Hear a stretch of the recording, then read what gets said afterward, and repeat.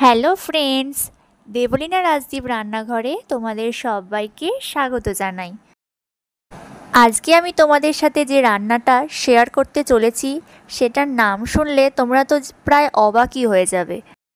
তোমরা এতদিন তরমুজের শরবত বা তরমুজের আইসক্রিম হয়তো দেখেছো, কিন্তু তোমরা কি কখনো তরমুজের পায়েসের কথা শুনেছো?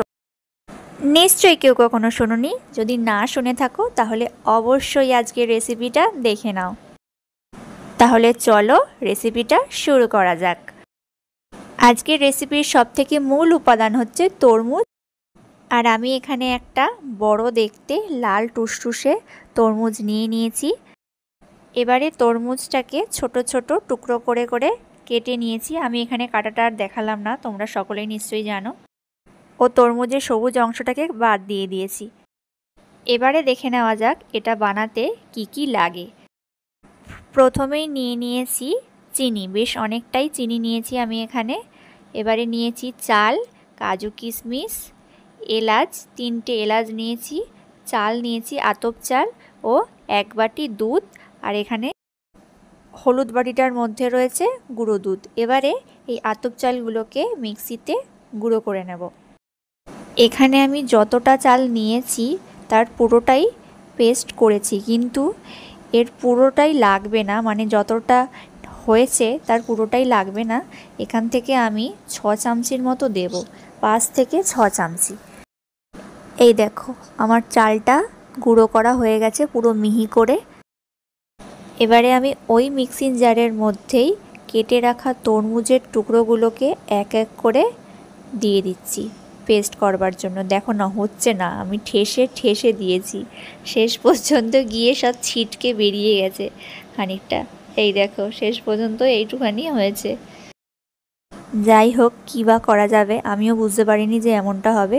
এবারে আমি গ্যাসটা জ্বালিয়ে নেব ও একটা বাটি বসিয়ে তার মধ্যে দুধটা গরম করতে দেব।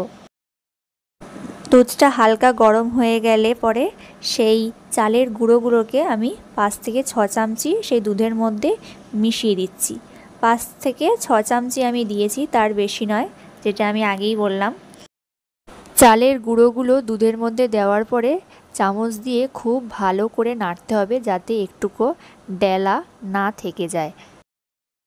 দেখো চালের গুঁড়োটা কিন্তু দুধের সাথে ভালো করে মিশিয়ে দিয়েছি, আর বোঝা যাচ্ছে না ডেলা। এবারে একটু গুঁড়ো দুধ দিয়ে দিলাম। চালের মতোই এই গুঁড়ো দুধটাকে ভালো করে মিশিয়ে দিতে হবে, একটুকু যাতে ডেলা না থাকে। একটুকু ডেলা থাকলে কিন্তু এটা হবে না, দুধের সাথে খুব ভালো করে মিশিয়ে দিতে হবে। দেখো আমি এখানে একটা চামচের সাহায্যে ভালো করে মিশিয়ে দিচ্ছি। দেখো এটা এবারে কেমন থকথকে হয়ে গেছে, তাই এর মধ্যে সামান্য একটুখানি জল মিশিয়ে দিলাম, একদম সামান্য। জলটা এখানে আমি একদম কম দিলাম, কারণ এখানে এবারে চিনি দেব, বেশ অনেকটা চিনি দেব। আর চিনিটা দিলে পরে আবার এটা একটু জল জল ভাব হবে, কারণ চিনি দিলেই আর একটু জলসা জলসা ভাব হবে, তাই একটু চিনি দিলাম। আর চিনিটাকেও খুব ভালোভাবে নাড়িয়ে নিতে হবে। চিনিটা আমার খুব ভালো করে মেশানো হয়ে গেছে, একদম ভালো করে মিশে গেছে। এবার সামান্য একটুখানি নুন দিয়ে দিলাম। নুনটা দেওয়ার পরে আমি এখানে 1 কাপের মতো, ছোটো কাপের 1 কাপের মতো জল দিয়েছি, কারণ একেবারেই স্টিকি ভাব এসে গেছে, সেই জন্য একটু পাতলা করবার জন্য একটুখানি জল দিলাম। জলটা দেওয়ার পরে এবারে যে 3টে এলাচ ছিল, সেই এলাচ 3টেকে টুকরো টুকরো করে ভেঙে দিয়ে দিতে হবে ওর মধ্যে। আমি এখানে ভিডিওটা করতে ভুলে গেছি, তার জন্য সরি। একা হাতে ভিডিও আর রান্না দুটোই একসাথে করতে গিয়ে এই জায়গাটা আমার মিস হয়ে গেছে, সত্যি তার জন্য আমি ক্ষমা প্রার্থী। এরপরে সেই যে তরমুজটা পেস্ট করা ছিল সেটা এর মধ্যে দিয়ে দেব, আর ভালো করে মিশিয়ে নেব।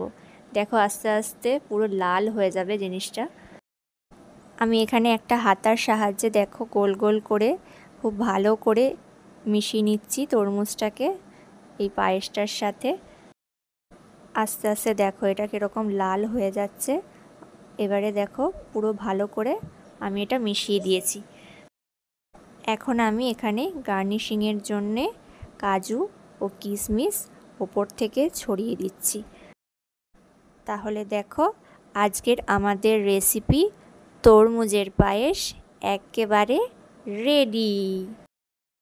এবারে দেখো বন্ধুরা, আমি এটাকে একটা পাত্রে ঢেলে নিয়েছি। তাহলে বলো বন্ধুরা, তোমাদের আজকে এই রেসিপিটি কেমন লাগলো? ভালো লাগলে অবশ্যই একবার বাড়িতে ট্রাই করো। আর আজকের রেসিপি তরমুজের পায়েস তোমাদের যদি ভালো লেগে থাকে তাহলে অবশ্যই লাইক, কমেন্ট আর শেয়ার করতে কিন্তু একদম ভুলো না। আর চ্যানেলটাকে অবশ্যই সাবস্ক্রাইব করে দিও। তাহলে আজকের ভিডিওটা এখানেই শেষ করছি। সবাই ভালো থেকো, সুস্থ থেকো। দেখা হচ্ছে অন্য কোনো নতুন রেসিপি নিয়ে। ততক্ষণ পর্যন্ত সবাই নিজের খেয়াল রেখো। তাহলে আজকের মতো টাটা, বাই বাই।